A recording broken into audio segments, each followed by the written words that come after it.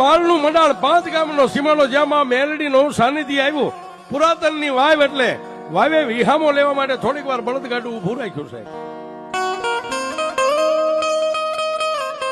વાવની માલમાં શીતળ ભરેલું પાણી એક ડબલારે દોયડું બાંધેલું દોયડેથી ભાયા દાદાએ વાવની માલપાથી એમ હબેસીને ડબલું ભરી અને પાણી બહાર કાઢી અને પોતાના ધર્મપત્ની હમજુમાને કીધું કે લે પાણી પી લે. પાણી પીધું કોઠાની માલપા ટાઢક થઈ છે. પણ આદમી તો રાત નથી ગમે ત્યાં ફરતા હોય રખડતા હોય દર્શન કરતા હોય પણ પાણી પી અને પાછા જ્યાં બળદગાડા પાસે જઈને ઉભા રહ્યા એટલે હમજુમાએ કીધું કે હે સ્વામિનાથ આ દેવળ કોનું છે આ કોણ માતાજી બેઠા છે.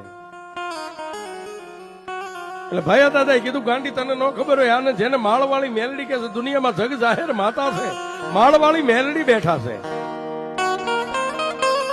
અને ત્યારે મંદિર નતું રાજુભાઈ ખાલી એક સિંદૂરનો પાણો હતો. હા હા હા માળવાળી મેલડી છે 5 ગામના સીમાડે બેઠી છે.